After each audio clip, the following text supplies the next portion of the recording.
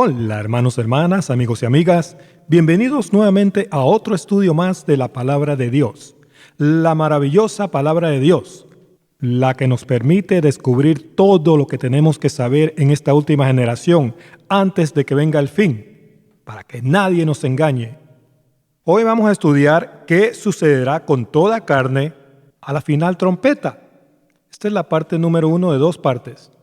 En este primer estudio aprenderemos la verdad sobre lo que va a pasar al final de esta edad de la tierra y sobre cuándo nos reuniremos de nuevo con Cristo.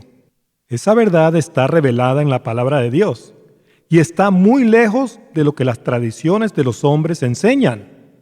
Pero antes de comenzar, pidamos a nuestro Padre Celestial para que el poder de su Espíritu Santo nos dé sabiduría y entendimiento en el nombre de nuestro Señor Jesucristo. Amén. Comencemos el estudio. Primero que todo, quiero enseñarles una palabra muy importante en el idioma griego. Es la palabra engañadores. Aparece en 2 de Juan 1:7. Vamos a ver qué significa. Es la palabra G4108, engañadores. Significa andar, vagabundear, como vagabundo. Ejemplo, por implicación, impostor o guía errado. Significa un guía errado. Un engañador es un guía errado. Muchos guías errados andan enseñando que la final trompeta de 1 Corintios 15:52 no es la séptima trompeta del libro Apocalipsis. Estos engañadores o estos guías errados están conduciendo a muchos hacia la apostasía y hacia la perdición. Los están conduciendo a la adoración de Satanás, el anticristo que vendrá primero, como está escrito en 2 Tesalonicenses 2, 1-4. Por eso, otra escritura también dice, 2 Timoteo 3:13. El número 13 significa apostasía en la escritura, hermanos. 2 Timoteo 3:13 dice, mas los malos hombres y los engañadores, esos guías errados, irán de mal en peor, engañando y siendo engañados. Eso es lo que está sucediendo hoy en día en las iglesias del Señor. Acá se utiliza otra palabra, pero el sujeto es el mismo, el engaño del fin. Bueno, gracias a Dios, hoy la Escritura va a refutar a esos guías errados y vamos a descubrir que la final trompeta de 1 Corintios 15:52 sí es la séptima trompeta del libro de Apocalipsis. Abran sus Biblias en 1 Corintios capítulo 15. En este capítulo, Pablo, bajo inspiración divina, está enseñando cómo es el cuerpo terrenal humano y también cómo es el cuerpo espiritual. ¿No sabes que tienes un cuerpo terrenal y un cuerpo espiritual? Tenemos 2 cuerpos. Nuestra alma puede vivir en el cuerpo terrenal o puede habitar el cuerpo espiritual. Pero mientras estemos en el cuerpo terrenal, no podemos entrar en el reino espiritual de Dios de manera literal. No hay manera de que la carne y la sangre puedan entrar en el reino de Dios. La carne debe morir primero. Ahora, nadie se queda en un hueco cuando muere su carne. Al morir el cuerpo de carne, la persona es resucitado o resucitada en su cuerpo espiritual. Y entonces entra al paraíso de Dios para esperar el juicio. Ese paraíso existe en otra dimensión. En el paraíso de Dios existen 2 lados. El lado bueno o seno de Abraham, que se usa figurativamente en Lucas 16:22. Y el lado malo o Hades, la prisión para los espíritus rebeldes y desobedientes, como está escrito en 1 Pedro 3:19. Todo ser humano nace, crece, muere y luego el juicio, dice Hebreos 9:27. Pero no todos moriremos en esta última generación de la higuera. ¿Cuándo comenzó esta última generación? En mayo 15 de 1948, cuando Israel se convirtió en una nación soberana nuevamente después de casi 2000 años.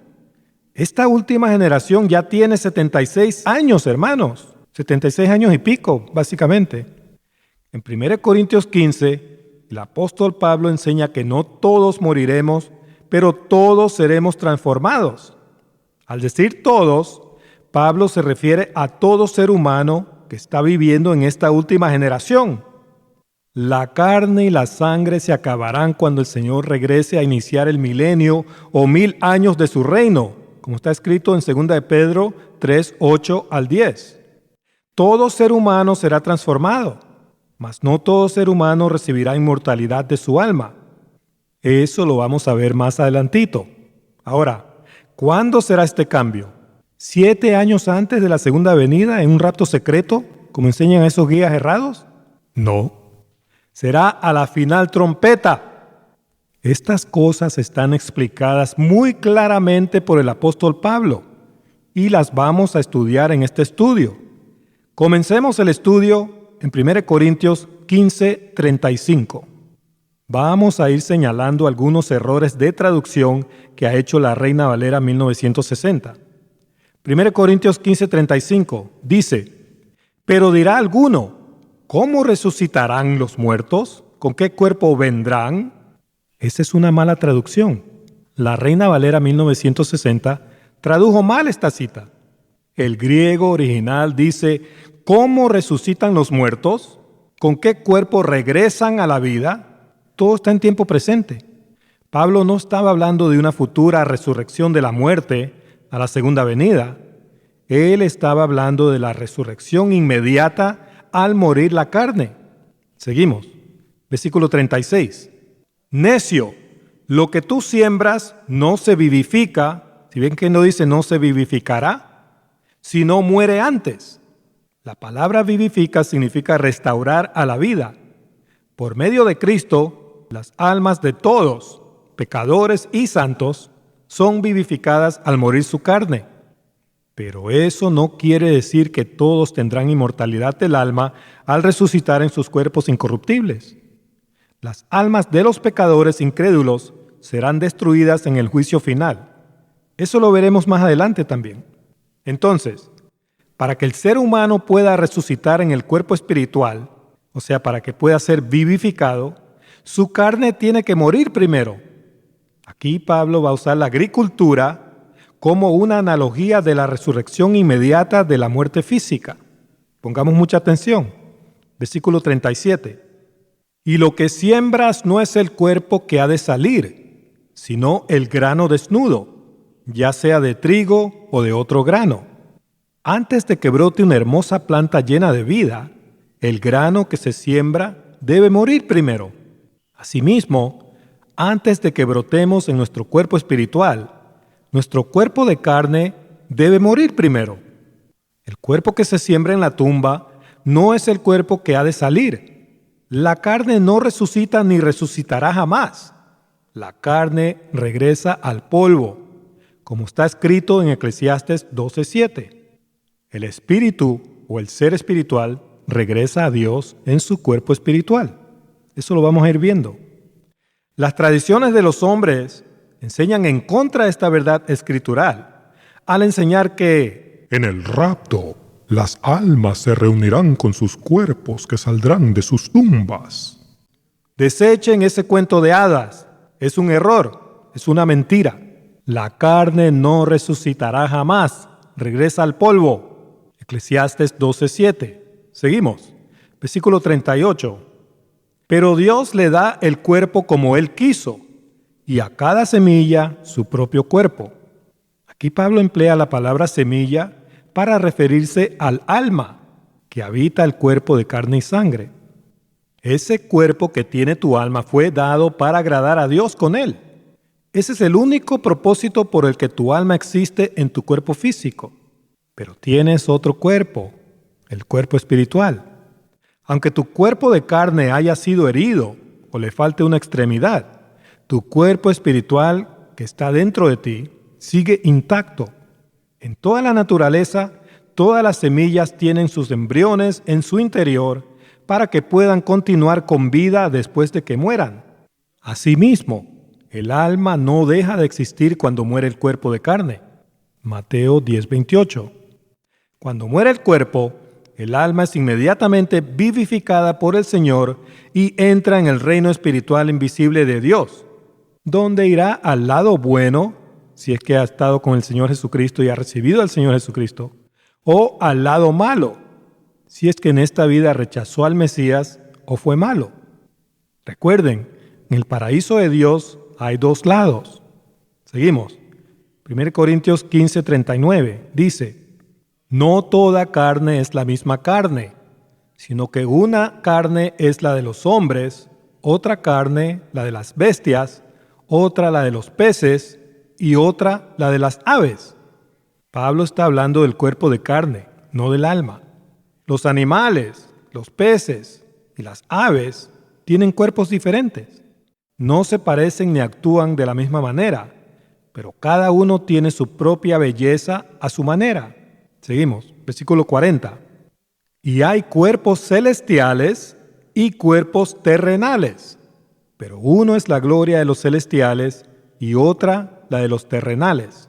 Aquí seguimos hablando de cuerpos, no de almas. Lean bien. Pablo no dice que habrán cuerpos celestiales, dice que hay cuerpos celestiales. Pablo nos está diciendo que nuestro yo o nuestra alma tiene dos cuerpos, un cuerpo terrenal que morirá y volverá al polvo, y un cuerpo celestial incorruptible que volverá al reino celestial o dimensión espiritual de Dios cuando muera nuestro cuerpo de carne. Ambos cuerpos tienen su propia gloria o dignidad y honor. Versículo 41. Una es la gloria del sol, otra la gloria de la luna y otra la gloria de las estrellas, pues una estrella es diferente de otra en gloria. Cada uno de estos astros y cada una de las estrellas es diferente. Asimismo, Dios creó a cada uno de sus hijos diferente. Cada uno tiene un cuerpo diferente, pero cada uno fue creado para el placer de Dios.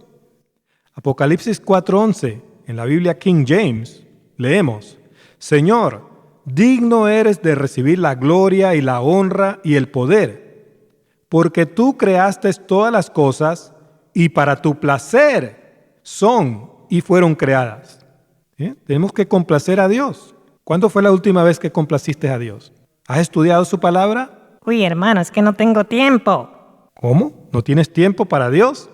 ¿Tienes tiempo para todo? Para el fútbol, para la música, para el Instagram, para el Facebook, para todas tus redes sociales, para tus amigos, para la jarana, para la discoteca. Tienes tiempo para todo, pero no tienes tiempo para Dios.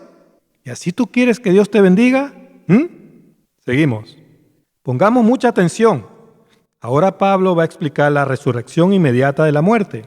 Versículo 42.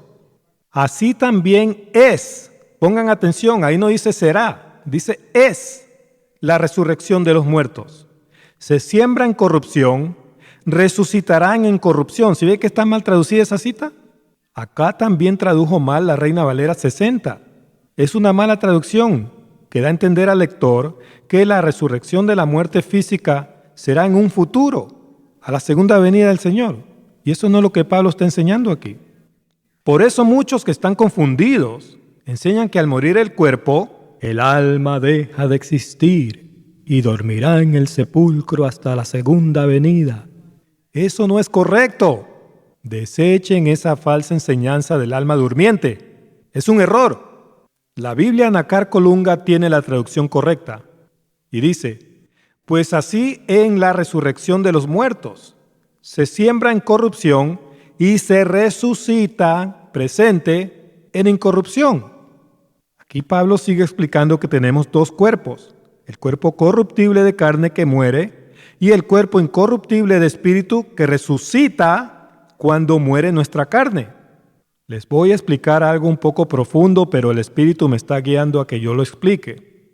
Nacemos de agua materna, cuando nuestra alma desciende de arriba para habitar en un cuerpo de carne corruptible. Eso está en Juan 3:5 y Juan 3:13, también en Hebreos 2:14.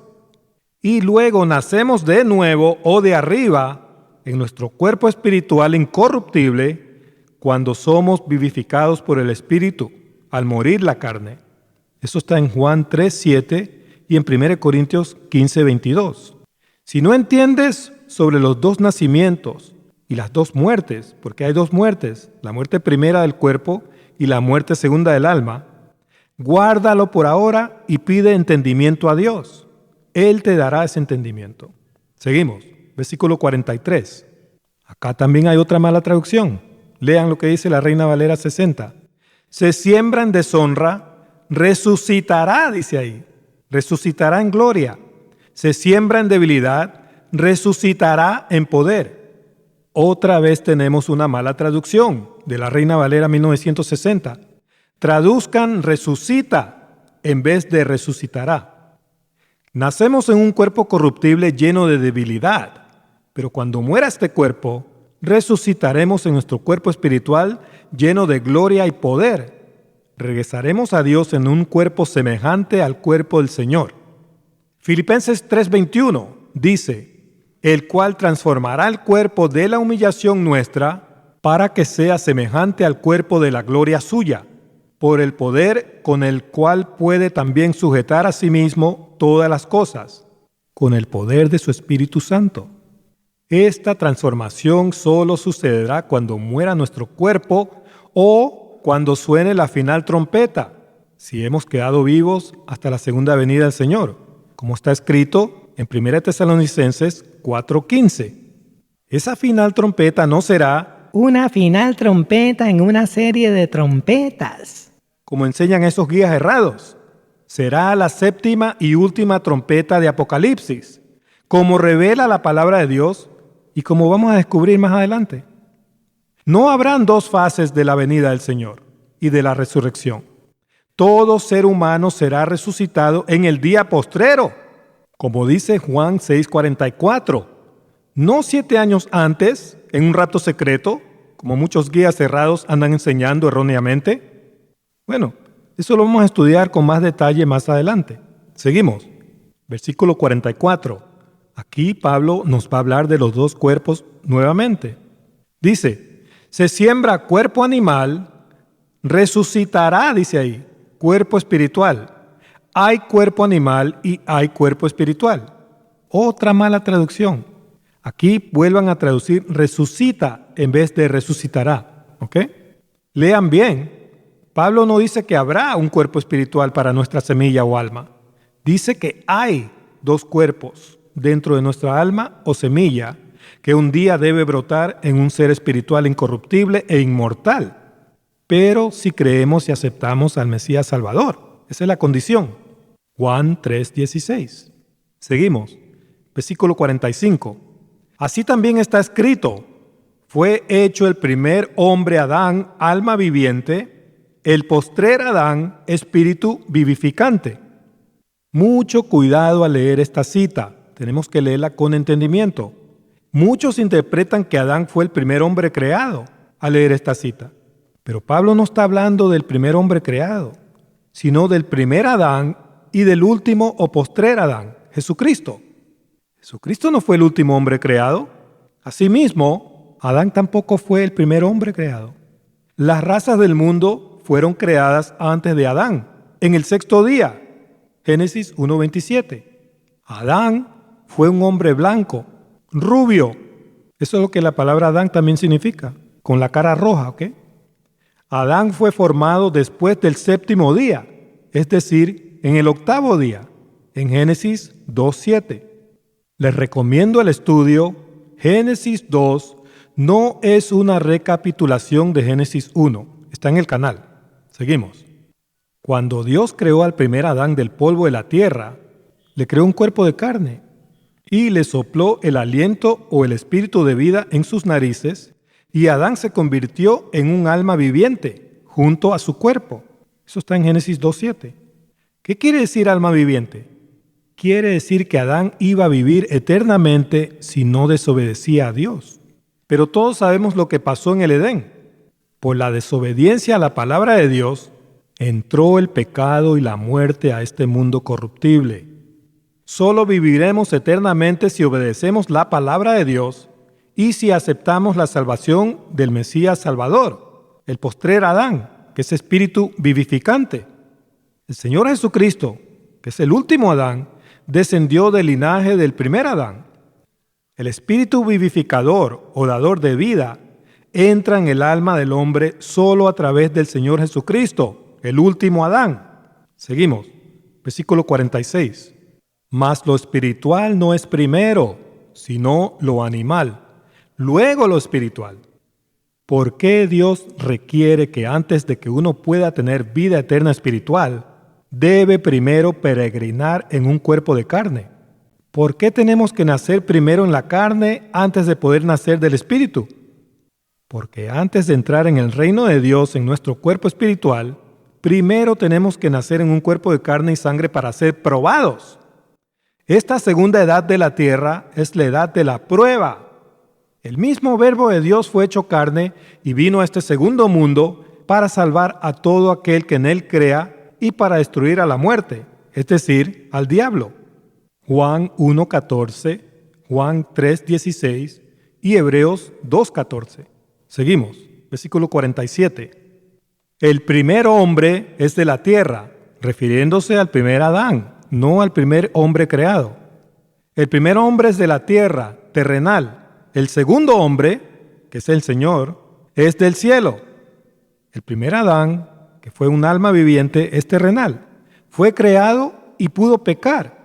El segundo Adán, que es el Señor, es del cielo. No fue creado y es sin pecado. Él es el creador.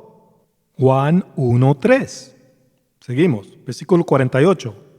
Cual el terrenal, tales también los terrenales. Y cual es celestial, tales también los celestiales. El hombre exterior, terrenal, es tu carne. Si solo te fijas en las cosas de la carne y vives tan solo para los placeres de la vida, tu naturaleza carnal pecaminosa está controlando todo tu ser y tú estás desconectado del eterno espíritu vivificante del Creador. Sin embargo, si vives en el espíritu y caminas en santidad, entonces tu hombre interior o tu espíritu obliga a la carne o a tu hombre exterior a estar bajo control y a obedecer a Dios. ¿Cuál naturaleza controla tu ser? ¿La naturaleza espiritual que está conectada con Dios o tu naturaleza carnal egoísta? Seguimos. Versículo 49. Y así como hemos traído la imagen del terrenal, traeremos también la imagen del celestial. Cuando abandonemos el cuerpo de carne y sangre, como está escrito en 2 de Pedro 1:14, llevaremos la misma imagen humana que tenemos en este cuerpo físico, pero seremos iguales a los ángeles de Dios en el cielo, con imagen humana, como dice Lucas 20:36. No vamos a convertirnos en seres extraños extraterrestres. Eso es lo que Pablo quiere decir en esta cita. La trompeta final.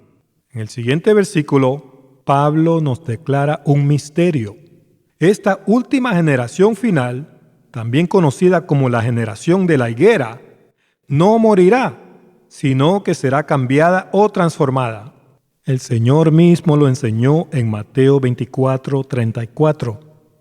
Esto sucederá a la final trompeta, cuando el Señor regrese a transformar a sus santos y a juzgar a los impíos, como ya lo vamos a ver.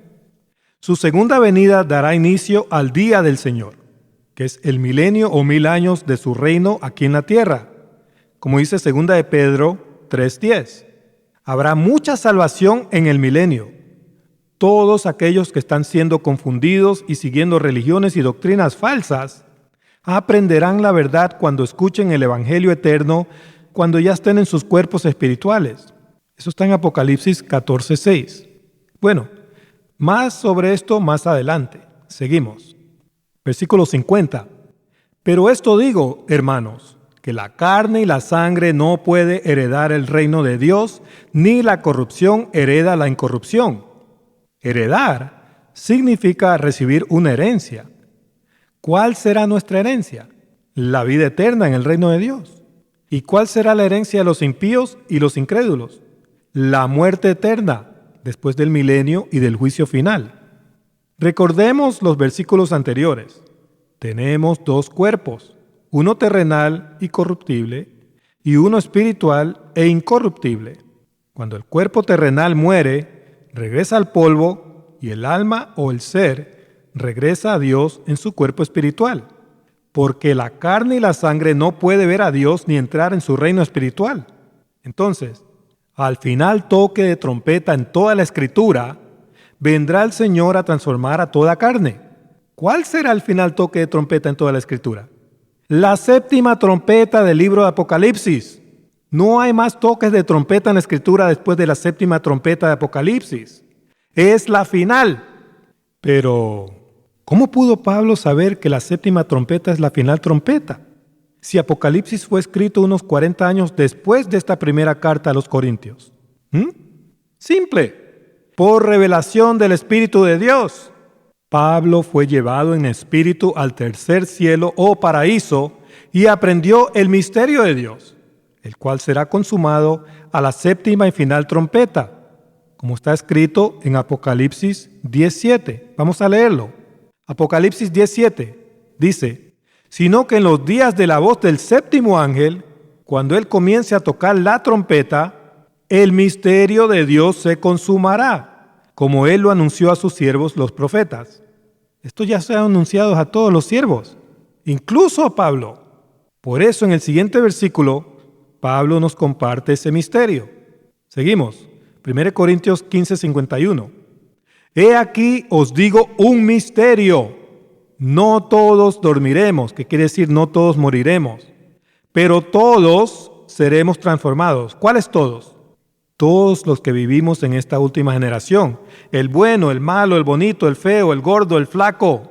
Todos. Recuerden, 1 Corintios 15:50. La carne y la sangre no puede heredar el reino espiritual de Dios. Acá Pablo declara que no todo ser humano morirá en esta última generación. A la séptima y final trompeta vendrá el Señor y el misterio de Dios será consumado, como lo leímos en Apocalipsis 17. Toda carne será cambiada a espíritu. Toda es toda. No solo la carne de cristianos o de los que se van en un rapto secreto, sino toda carne que vive en esta última generación.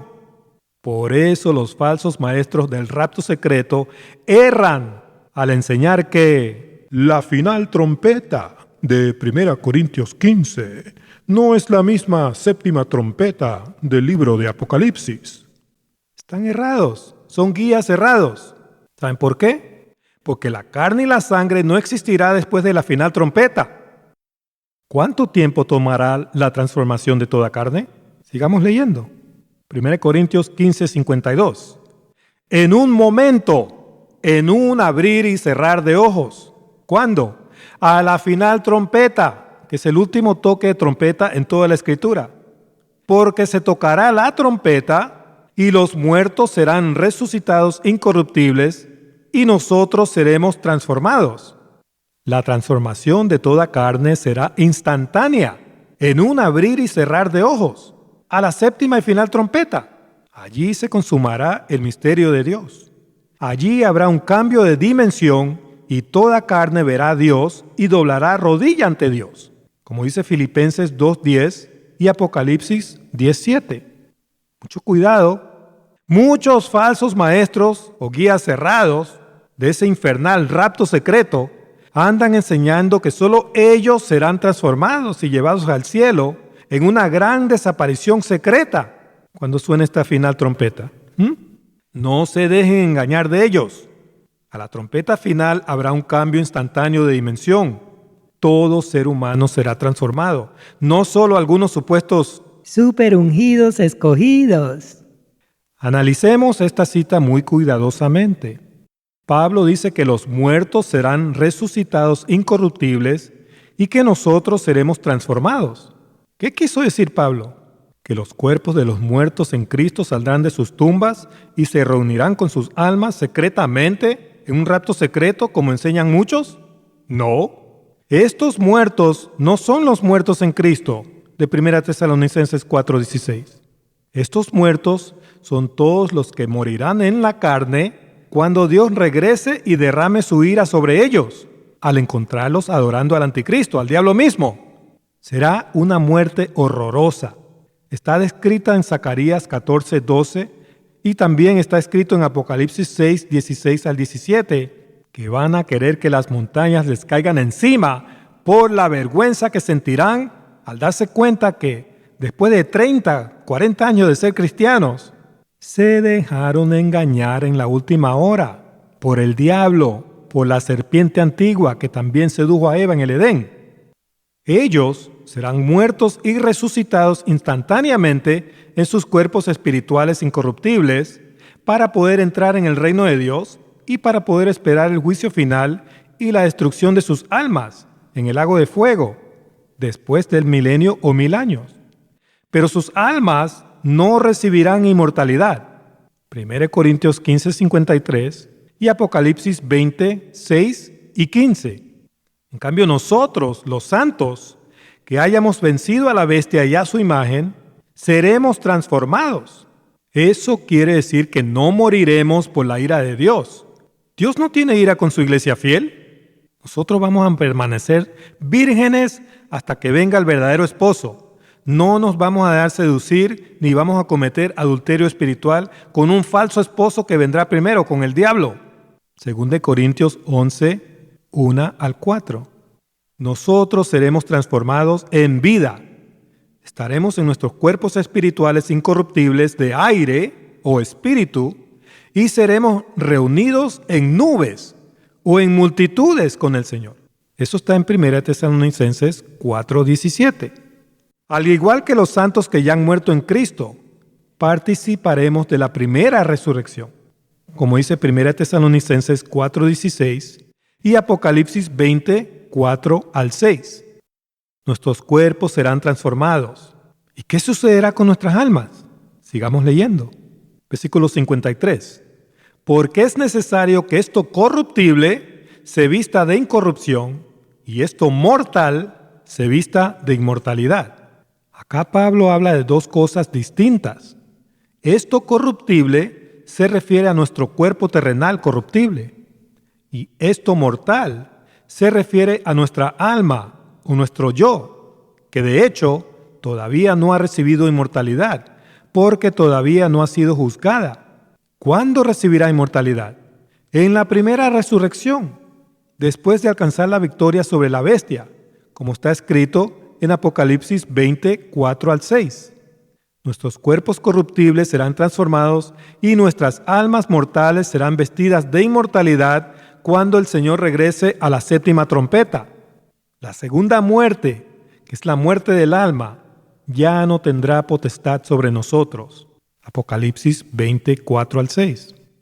En cambio, los impíos incrédulos y los cristianos desobedientes que se dejaron engañar del anticristo, que es Satanás, porque nunca estudiaron la palabra de Dios, serán muertos en la carne y resucitados en cuerpos incorruptibles, pero sus almas no tendrán inmortalidad. Seguirán expuestas a la muerte segunda, que es la muerte o destrucción eterna del alma, como dice Mateo 10:28 y Apocalipsis 26 y 15. Por eso habrá mucho llanto y crujir de dientes. Vámonos a Mateo 10:28 un momentito. Mateo 10:28 dice: y no temáis a los que matan el cuerpo, pongan atención, mas el alma no pueden matar. ¿Muere el alma cuando muere el cuerpo? No. Aquí el Señor lo declara que no. Si alguien mata el cuerpo, no puede matar el alma, porque el alma no muere cuando muere el cuerpo. Temed más bien aquel que puede destruir el alma y el cuerpo en el infierno. ¿Cuál cuerpo? Ya no es el cuerpo físico, porque esa alma ya resucitó. Es el cuerpo espiritual. Entonces aquí destruir el alma no significa atormentarla con fuego eternamente. La palabra significa destruir completamente. Vamos a ver, la palabra destruir es la palabra G622. ¿Qué significa? Destruir completamente. Eso es lo que significa. No temas a los hombres, teme a Dios. Él es el único que puede destruir el alma mortal y el cuerpo incorruptible en el juicio final. Seguimos. Regresemos a 1 Corintios 15:54. Y dice: y cuando esto corruptible se haya vestido de incorrupción y esto mortal se haya vestido de inmortalidad, entonces se cumplirá la palabra que está escrita: sórbida es la muerte en victoria.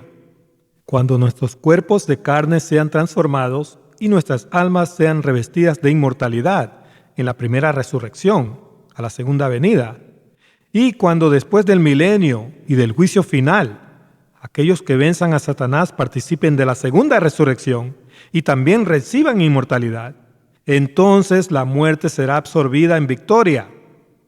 No quiero que haya ninguna duda sobre el misterio que Pablo está compartiéndonos en 1 Corintios 15. A la séptima y final trompeta, todo ser humano será cambiado o transformado instantáneamente, en un abrir y cerrar de ojos, y todos entraremos en el reino espiritual de Dios, el cual existe en otra dimensión, diferente a esta dimensión física. Ese cambio será necesario para poder entrar al milenio, el cual será un tiempo de mucha enseñanza y disciplina. Muchas almas serán salvas en el milenio. No vayan a creer que estoy predicando una segunda oportunidad para ser salvo en el milenio. Con las mentiras y la confusión que los falsos maestros y las falsas religiones enseñan en esta última generación, muchas almas no tienen ninguna oportunidad de una salvación genuina en esta vida. Muchos están siendo conducidos a las manos del anticristo que vendrá primero.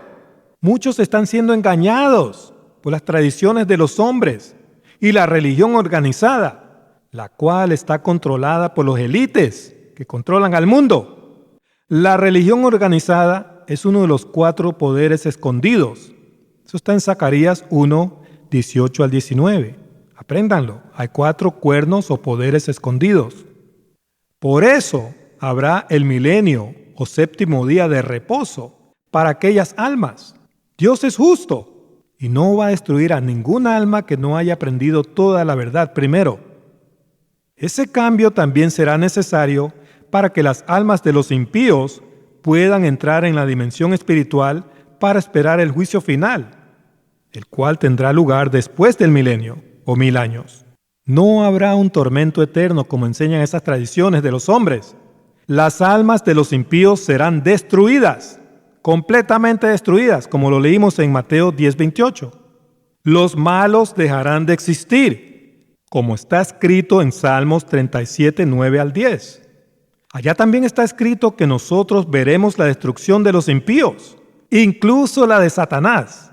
Va a ser un día de fiesta, hermanos. Eso está en Salmos 37, 34. Gloria a Dios por eso. Bueno, vamos a concluir este estudio. ¿Cuándo sonará la séptima trompeta? Si aprendemos eso, nadie puede engañarnos. Sabremos cuándo ocurrirá ese gran cambio que algunos guías errados llaman el rapto. Pablo no lo llamó así. Pablo lo llamó nuestra reunión con Cristo en 2 Tesalonicenses 2:1. Pablo declara que la venida y nuestra reunión con el Señor será después de la apostasía, después que se haya manifestado el Hijo de perdición y a la final trompeta, que en el idioma griego significa la más lejos. Léanlo ustedes aquí. En el sentido de contigüidad o proximidad, la más lejos, la final, de lugar o de tiempo. Eso quiere decir que no puede haber otro toque de trompeta después del toque final de trompeta en toda la Escritura. El toque final es la séptima trompeta de Apocalipsis 10:7. ¿Cuándo vendrá el Señor? ¿En un rapto secreto para transformarnos y llevarnos al cielo y dejar a otros aquí? Desechen ese cuento de hadas. Vamos a aprender la verdad. 2 Tesalonicenses 2:1. Pero con respecto a la venida de nuestro Señor Jesucristo y nuestra reunión con Él, os rogamos, hermanos, ¿cuándo nos reuniremos con el Señor? Nuestra transformación y reunión con el Señor será a la segunda venida, como está escrito aquí y en 1 Tesalonicenses 4:15. No serán 2 eventos distintos, será un mismo evento. Seguimos, versículo 2. Que no os dejéis mover fácilmente de vuestro modo de pensar. No dejes que nadie te confunda, ni os conturbéis. No te preocupes ni tengas miedo. No quieras escapar, no seas cobarde. Quédate aquí a batallar al anticristo cuando venga. Ni por espíritu, no dejes que el espíritu anticristo te engañe. Ni por palabra, esas palabrerías de esos guías errados que andan predicando ese infernal rapto secreto, no te dejes engañar de ellos. Ni por carta como si fuera nuestra. No dejes que esos comentarios bíblicos que tuercen la palabra de Dios te engañen. ¿En qué sentido? En el sentido de que el día del Señor está cerca. Una importante aclaración. El día del Señor no es la gran tribulación, como enseñan esos supuestos. Maestros de teología. El día del Señor es el día en que el Señor regresará a transformarnos y a juzgar a las naciones. Allí comenzará el milenio o 1000 años del reino del Señor. Segunda de Pedro 3:8. Mas, oh amados, no ignoréis esto, no ignoren esto, que para con el Señor un día es como 1000 años, y 1000 años como un día, el día del Señor. No ignoren esto. Versículo 10. Pero el día del Señor, ¿sí ve? Se está hablando del día del Señor. Vendrá como ladrón en la noche, porque va a sorprender a muchos cristianos apóstatas adorando al diablo mismo.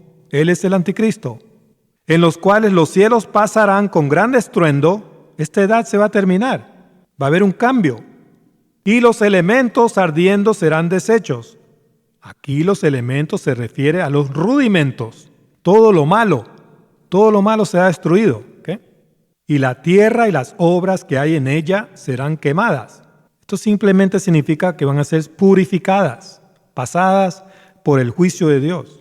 Por favor, lean Hechos 2:20, 1 Corintios 5:5, 2 Corintios 1:14, 1 Tesalonicenses 5:2, 2 de Pedro 3:10 y Apocalipsis 1:10. Todas esas citas hablan del día del Señor, que va a ser a la segunda venida del Señor. No es la gran tribulación. La gran tribulación sucede antes. Por eso Mateo 24, 29 al 31, dice claramente que la venida del Señor será después de la tribulación de aquellos días. Ahora, en Apocalipsis 1:10, Juan fue llevado al futuro día del Señor y él escribió las cosas que van a suceder en el futuro, que el diablo va a ser arrojado a la tierra y va a venir a ejercer el rol o papel de anticristo. Seguimos, versículo 3. Nadie os engañe en ninguna manera, no dejes que esos guías errados te engañen, porque no vendrá, ¿qué no vendrá? El día del Señor, que es el día cuando el Señor regresará a transformarnos y a reunirnos con Él. No vendrá sin que antes venga la apostasía, que es el abandono masivo de la fe en Cristo, y se manifieste el hombre de pecado, el hijo de perdición. No se dejen engañar de nadie. La venida del Señor y nuestra reunión con Él para juzgar y reinar a las naciones será después de la gran tribulación y de la manifestación visible de Satanás, el anticristo. Versículo 4. El cual se opone y se levanta contra todo lo que se llama Dios o es objeto de culto, tanto que se sienta en el templo de Dios como Dios, haciéndose pasar por Dios. Todo esto está en tiempo presente, cuando Pablo escribió esa carta. ¿Quién hace esto desde su caída? El diablo. Él es el anticristo. Les recomiendo el estudio La identidad del anticristo revelada en la Escritura, partes 1 y 2.